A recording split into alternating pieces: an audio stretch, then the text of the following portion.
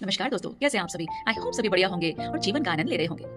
आज आपके लिए बहुत ही खूबसूरत सी कहानी है। पसंद आए तो लाइक कीजिएगा, कमेंट कीजिएगा, शेयर कीजिएगा। मेरी कहानी का शीर्षक है जादुई पेंसिल। तो एक बार की बात है, एक गांव होता है जिसका नाम है सुखपुर। उसमें दो दोस्त रहते थे, रोहन और मानव। रोहन जो था वो बहुत पैसे वाले परिवार से था, बहुत धन था उसके घर में। उसके पिता क्योंकि व्यापार करते थे, व्यापारी थे, तो धन धान्य पैसे रुपए की कोई कमी नहीं थी। जबकि जो मानव था वो बहुत ही साधारण परिवार से था, क्योंकि उसके माता पिता दोनों ही बेचारे किसान थे और अपना जैसे तैसे अपना घर चलाते थे। एक बार की बात है, गांव में एक मेला लगा।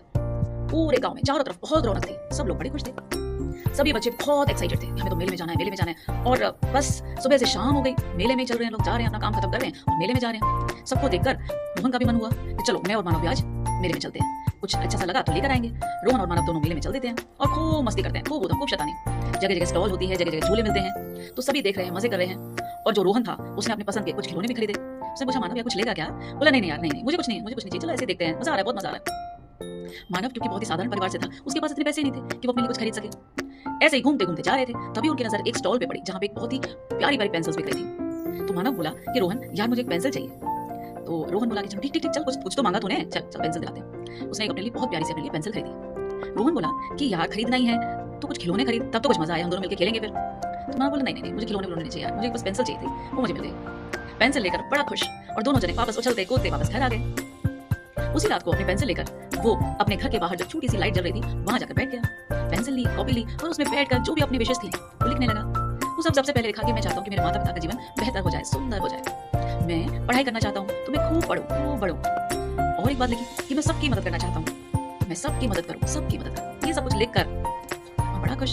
जैसे ही वो लिख रहा था तो पेंसिल में से एक चमक सी निकलने लगी, मानो उसकी सारी इच्छाएं पूरी हो गई। ये सब लिखकर वो आराम से जाकर सो जाता है। दिन महीने बदलने लगते हैं, महीने साल बदलने लगते हैं और धीरे धीरे चीजें जो है जादुई तरीके से मानव के जीवन में बदलने लगती हैं। वो थोड़ा बड़ा हुआ और थोड़ा ऐसे ही जहां से मौका मिला वहां से चीजें सीखने लगा और इतना काबिल हो गया कि अब वो दूसरों को भी पढ़ा सकता था। धीरे धीरे बच्चे उसे पढ़ाना शुरू किए स्कूल में और पढ़ाते 1 से 2, 2 से 3, 3 से 4 धीरे धीरे बच्चे बढ़ने लगे। बच्चों को ट्यूशन देने लगा और ट्यूशन देते उसका नाम इतना हो गया पूरे गांव में कि प्रसिद्ध हो गया वो कि भाई मानव तो बहुत अच्छा पढ़ाता है, बहुत बढ़िया पढ़ाता है, बहुत होशियार लड़का है। वहीं दूसरी तरफ रोहन, जिसके पास बहुत धन था, बहुत सारी दौलत थी, वो अपने दौलत के नशे में चूर था। न वो जीवन में कुछ कर पाया, न कुछ बन पाया और उसी दौलत के नशा था ना, उसके ही उसमें चूर हो गया, वो उसी की तरह दब गया। वहीं एक दिन जब दोनों दोस्त मिलते हैं तो ऐसी बातें होती हैं। तो रोहन पूछता है अरे वाह यार, वाकई जो है ऐसा लग रहा है जिसने पेंसिल जो खरीदी थी वो जादुई होगी, है ना? तो मानव कहता है नहीं यार, कहीं जादुई पेंसिल नहीं थी, बस वो तो मैं बहुत पॉजिटिव था चीजों को लेके। मैंने खूब मेहनत करी, मैंने खूब अपनी लगन और मेहनत से और एक विश्वास के साथ जो भी मैं प्राप्त कर सकता था, बस चमत्कार होते गए।